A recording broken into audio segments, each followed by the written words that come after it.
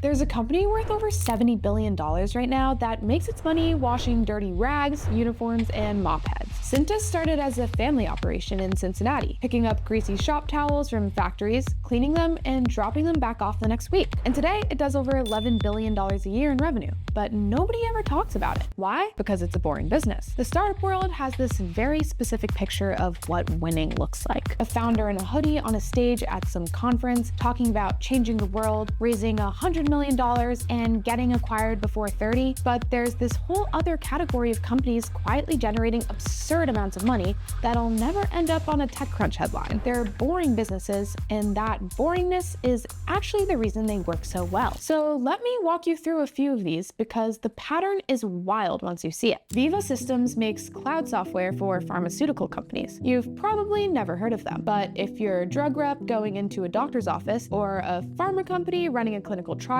or someone filing regulatory paperwork with the FDA, Veeva is the software you use. In simple words, it's a CRM for pharma. When Peter Gassner pitched this in 2007, investors basically laughed at him. He only raised $7 million total before going public. Now, $7 million sounds like a big number. But look at it this way. Some startups like Quibi, a short-form video streaming platform, raised over $1.7 billion and still failed. But Veeva had only $7 million, and when they went public in 2013, the entire business was valued at $4.5 billion. Today, they do over $3 billion a year in revenue, and the company is worth around $30 billion from a CRM tool for drug reps. Similarly, ServiceTitan started with two guys, Ara Medesian and Va Kuzayan, whose dads were immigrant plumbers and HVAC contractors. They grew up watching their fathers come home exhausted from physical work, and then spend hours doing paperwork at the kitchen table. They had invoices stuffed in shoeboxes. Their scheduling was written down on a piece of paper, and of course, their billing never matched the bank accounts. So Ara and Ve built the dispatch and billing software for plumbers. When they went to raise money, VCs told them that software for tradespeople wasn't a real market. It was too small, unglamorous, and, well, boring. But fast forward to December 2024, when ServiceTitan went public on NASDAQ. They had a $9 billion valuation. There are probably hundreds of other examples I can give you, but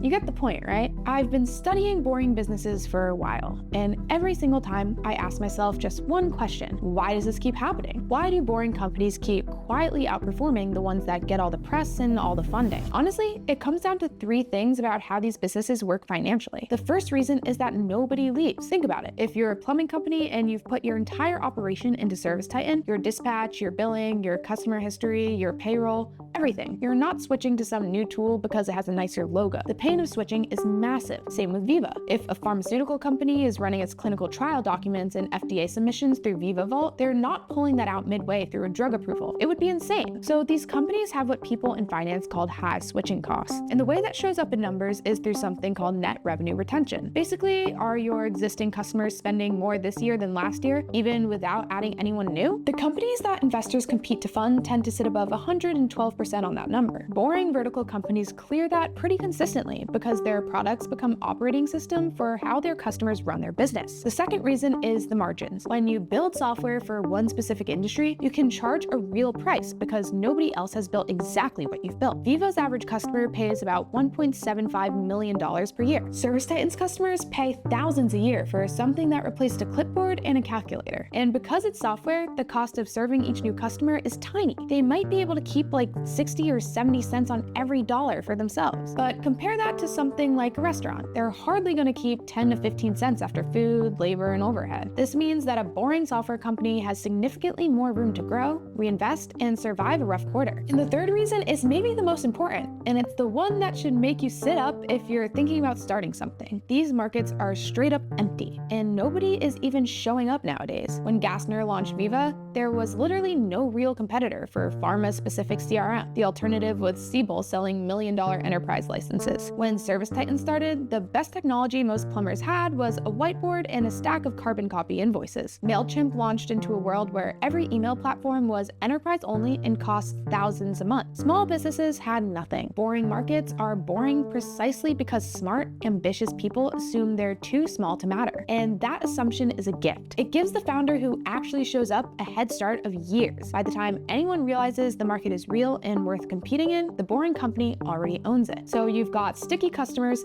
fat margins, and no competition. That combination creates a financial profile that's almost unfair. It's why MailChimp, an email newsletter company, can sell for $12 billion. But none of that matters if you can't actually see your numbers. And early on, most founders can't. The cash is spread across different accounts and tools, and nobody has a single view of what's happening. The founders who catch problems early are the ones who set up their financial infrastructure before they had any revenue at all. And Row was built for exactly that. Qualifying startups can apply for a free Delaware incorporation right inside Row in a few minutes. Attorney reviewed with banking and cards live as soon as you're set up, even before your EIN. So the company starts clean instead of needing a fix-up later. If that's something you're interested in, check out the link in the description below. Now, let's get a little specific, because knowing that boring works is great, but it doesn't help you unless you know which numbers to actually watch. And this is the part where a lot of founders get confused, because they assume the money side will figure itself out once the product is good. There are a few numbers that matter every week. First is the runway. This is whatever cash you have in the bank divided by what you spend each month. Ideally, you should have at least 6 months worth of it at the start. Second is how fast your monthly revenue is growing. Third is the most obvious, your gross margin. How much of each dollar you keep after the cost of running the product. Fourth, whether your existing customers spend more over time or less. You want last year's customers paying more this year without you doing anything. Fifth, and this is the one people skip, the number of days between sending an invoice and the money actually hitting your account. The fifth one quietly decides whether you make it,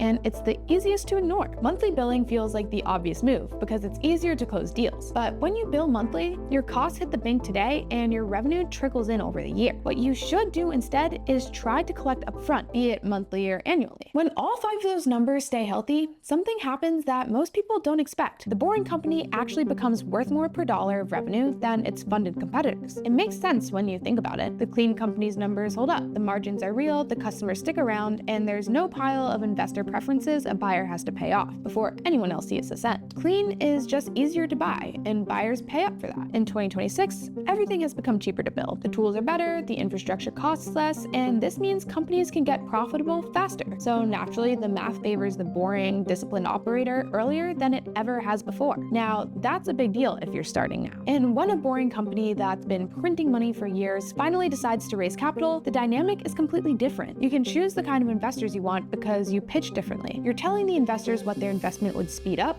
and that's a huge advantage. Atlassian, the company behind Jira and Confluence, is the perfect example. 2 guys in Sydney, Mike Cannon-Brooks and Scott Farquhar, started the company in 2002 with $10,000 of credit card debt. They couldn't even afford a sales team, so they just put the product online and let developers try it and buy it themselves. They knew their product was worth it, and it paid off. They were profitable for 40 straight quarters before they took any venture money. And the reason they eventually raised wasn't that they needed it. It was because they wanted to set up an employee stock program and put themselves on a path to go public. By the time of their IPO in 2015, revenue was already around $320 million.